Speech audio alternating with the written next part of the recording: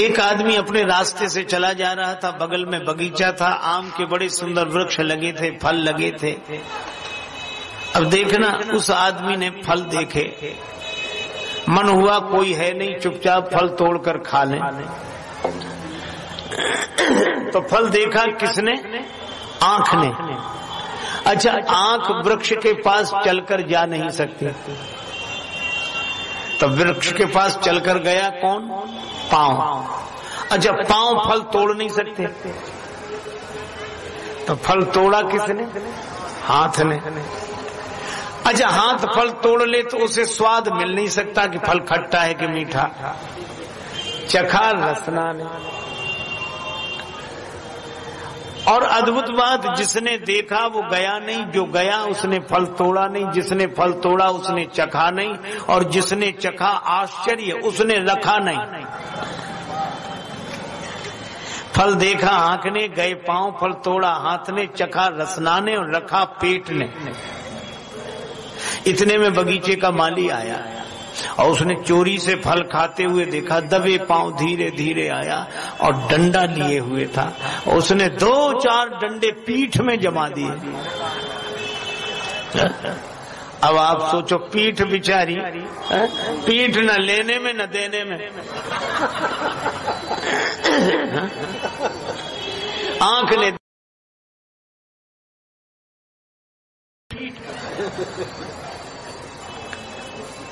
और करे अपराध को और पाओ फल भोग, अति विचित्र भगवंत गति को जग जाने जो। एक आदमी कह रहा था राम स्वरूप ने चोरी की, अखबार में खबर थी, राम स्वरूप ने चोरी की, फलस्वरूप पकड़े गए। तो दूसरा आदमी अखबार की भाषा न समझ कर बोला कि ये लोग भी कैसे विचित्र, जब राम स्वरूप ने चोरी की तो फल स्वरूप को क्यों पकड़ा? वो फल स्वरूप नाम समझ रहा था किसी का। तो इसी तरह कर्म की भाषा जब हमें समझ में नहीं आती तो हम सोचते हैं कि ये इसे सजा क्यों मिली। लेकिन एक महात्मा से जब किसी ने यह प्रश्न किया, महात्मा ने कहा तुम्हारे प्रश्न में ही इसका उत्तर है। पीठ में डंडे की चोट लगी, दर्द हुआ तो आदमी रोया, आंसू कहां से निकले? आंख से। और सबसे पहले फल देखा किसने था? आंख ने ही। तो चाहे जितने चक्कर से मिले, फल उसी को मिलेगा जिसने कर्म किया है। जो जस करई सो तस फल चाखा। तो कर्म का प्रभाव जीव पर, समय का, काल का प्रभाव जीव पर। अच्छा, फिर स्वभाव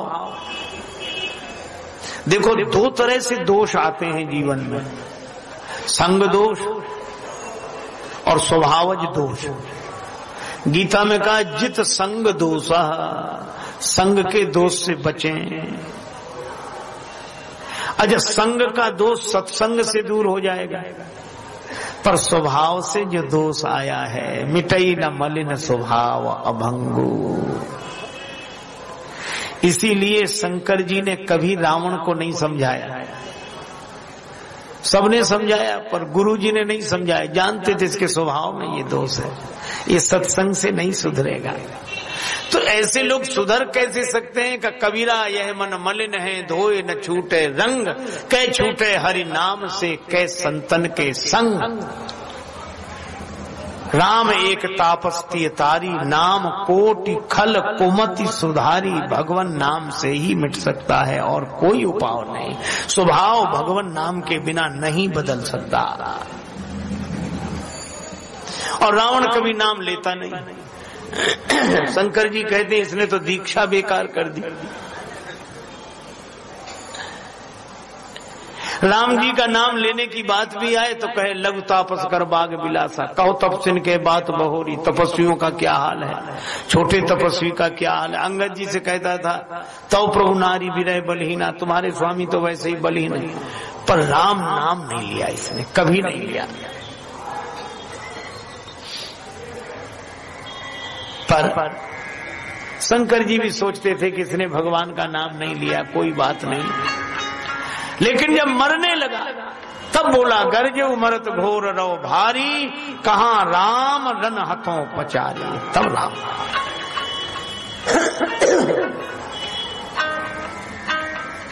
अपने यहां बड़ी अच्छी व्यवस्था है। अंत में नाम लेकर तर गया।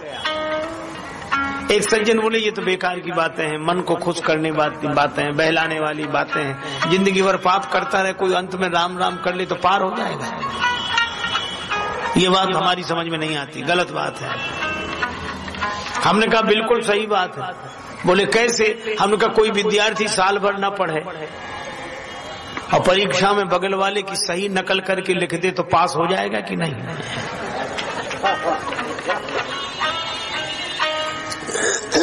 तो भगवान नाम का प्रभाव, तो स्वभाव भी व्यक्ति को परेशान करता है।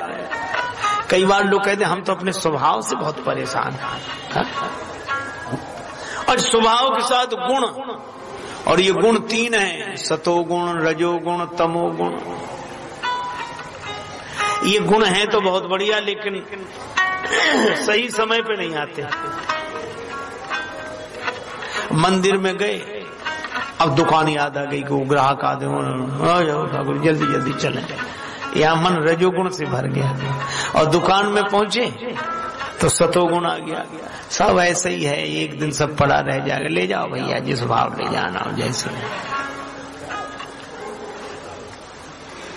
और कथा में आए तो भगवान की कृपा है, जागते रहे तो ठीक, नहीं तो तमोगुण आ गया, हा करके अपना वहीं सो गए।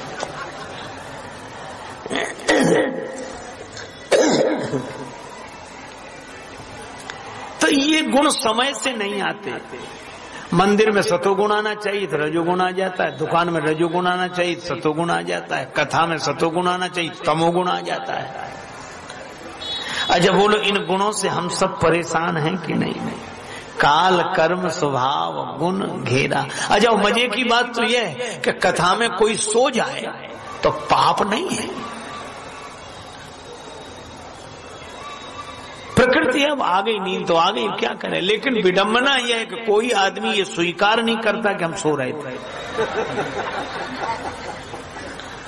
एक बार एक सत्संग में एक सज्जन सामने बैठे हो, बार बार ऐसे खड़े, तो महात्मा जी ने कहा क्यों भगत जी सो रहे हो? तो आंख खुल, नहीं। फिर आंख बंद कर, सो रहे हो? नहीं। तो आंख बंद काहे करते हो? हम बड़े ध्यान से सुन रहे हैं। यानी और लोग ध्यान से सुन ही नहीं रहे, यही ध्यान से सुन रहे हैं। पर चौथी बार जैसी उनकी आंख बंद हुई तो महात्मा जी ने कहा कि भगत जी सो रहे हो ना? जैसी आंख बंद की तो महात्मा जी बोले क्यों भगत जी जिंदा हो? तो तुरंत बोले नहीं। तो ये नहीं सिद्ध कर दिया कि सो तो रहे। देखो आदमी कितना ही कोशिश करे लेकिन पूरी तरह स्वतंत्र नहीं है। माया उसे नचाती है काल, कर्म, स्वभाव, गुणों के द्वारा। ये घेरा है। अच्छा मैं अब आपसे एक बात कहूं, ये माया किसकी? भगवान की। और आपने एक शब्द और सुना होगा, कृपा किसकी? भगवान की। तो भगवान की माया से भगवान की कृपा ही बचा सकती है, और कोई उपाय नहीं है।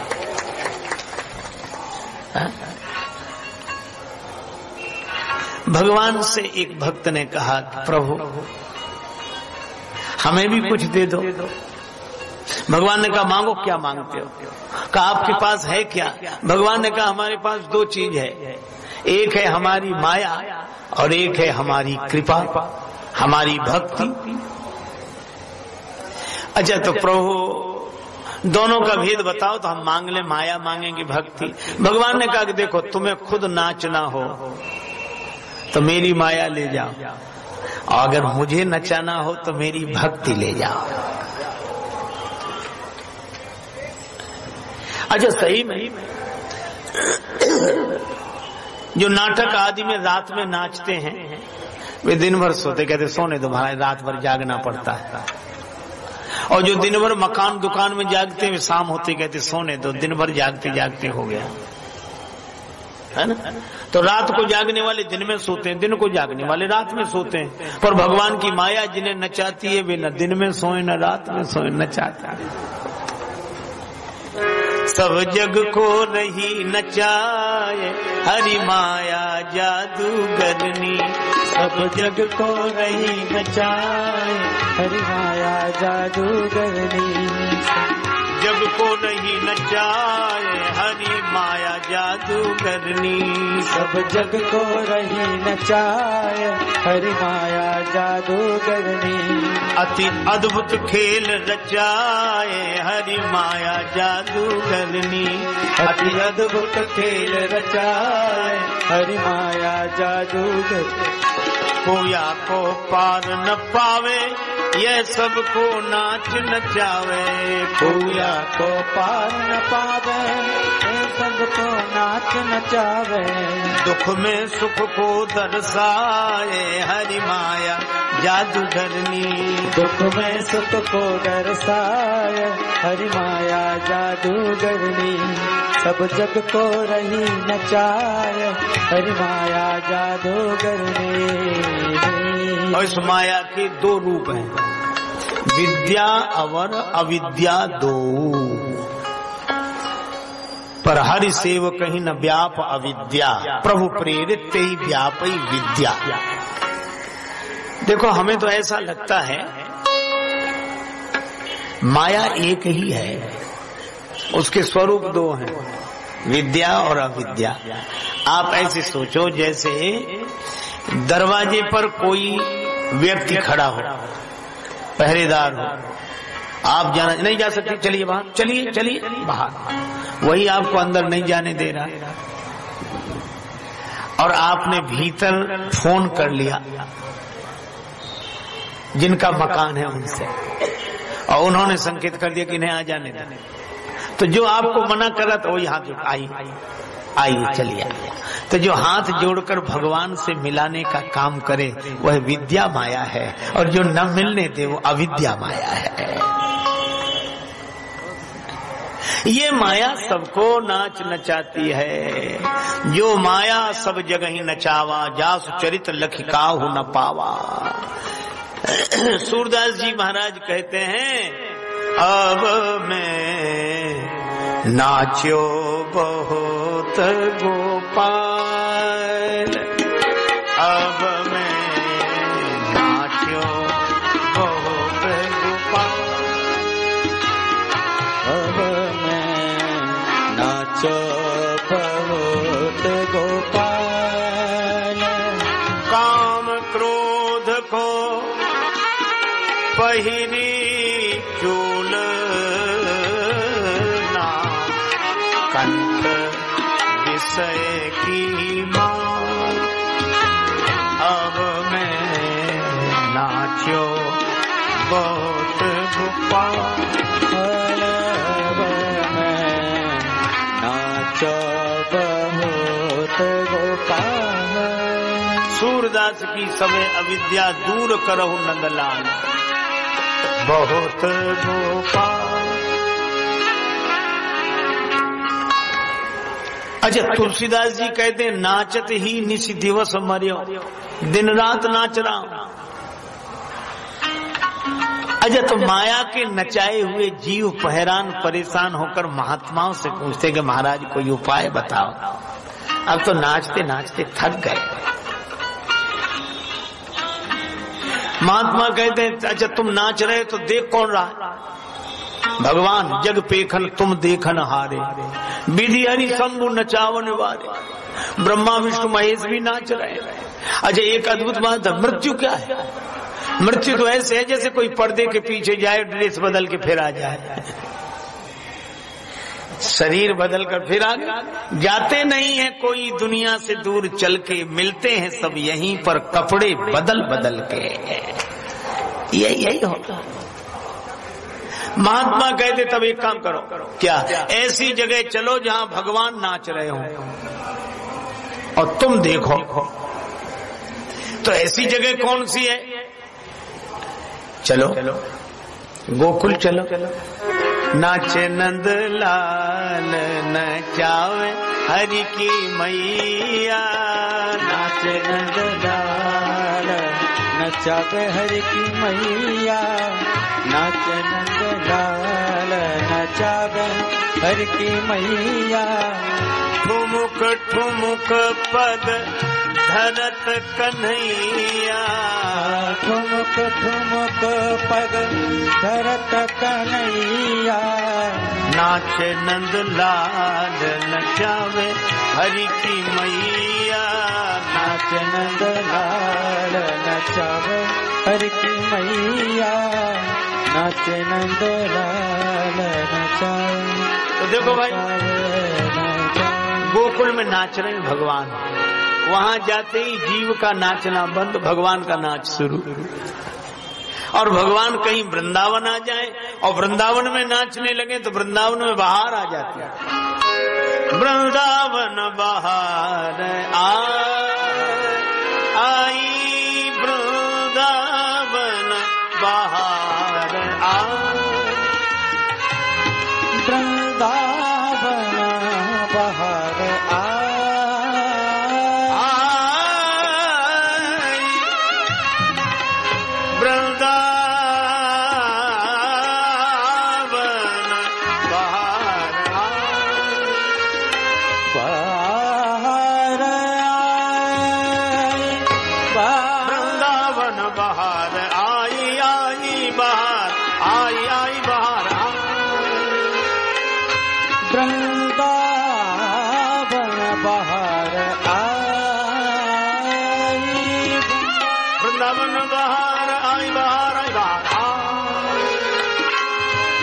वृंदावन बाहर आई।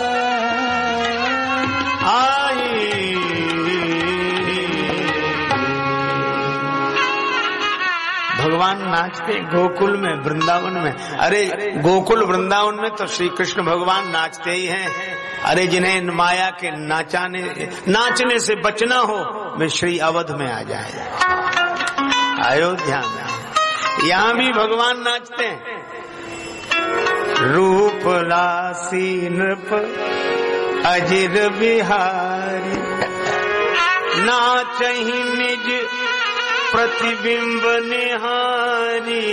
रूप लासी नृप अजिर बिहारी, रूप लासी नृप अजिर बिहारी।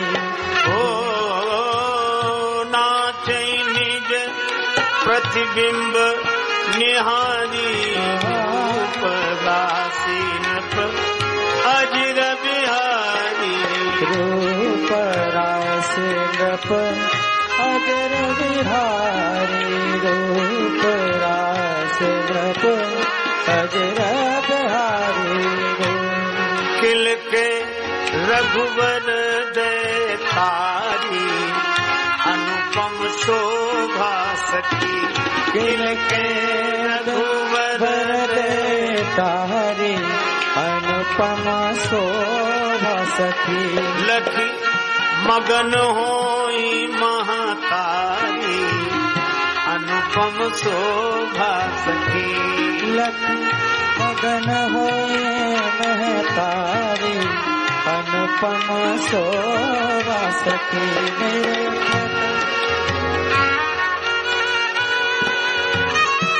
मणि खंभन छवि लखी ललचाए, मणि खंभन लखी मन ललचाए। तू जो बाल समुझ मुस्काए, तू जो बाल समुझ मुस्काए। नाचहि प्रतिबिंब निहारी, अनुपम शोभा सखी। नाचहि प्रतिबिंब निहारी, अनुपम शोभा सखी। नाचन प्रतिबिंब निहारी, अनुपम शोभा सखी। जब राजेश तिलकी प्रभु भाजत, जब राजेश तिलकी प्रभु भाजत। जब राजेश तिलकी प्रभु भाजत, जब राजेश तिलकी प्रभु भाजत। रुन झुन पग पैजनिया बाजत, रुन झुन पग पैजनिया बाजत हो जय जय नृप अजिर बिहारी अनुपम शोभा सखी। जय जय नृप अजिर बिहारी अनुपम शोभा सखी।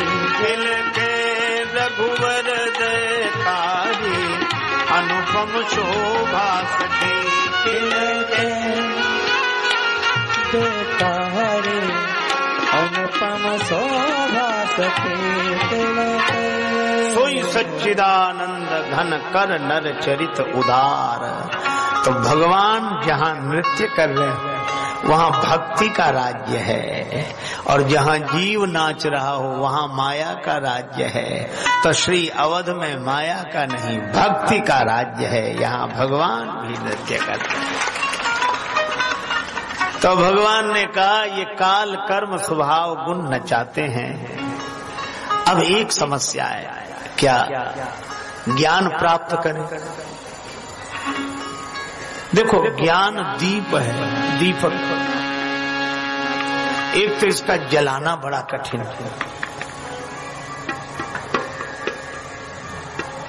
है। तूल तुरी सम्हारी पुन बाती करे सुगार। पहले तो गाय श्रद्धा सुरभि नियम का तृण चरे, तब भाव के बछड़े को जन्म दे,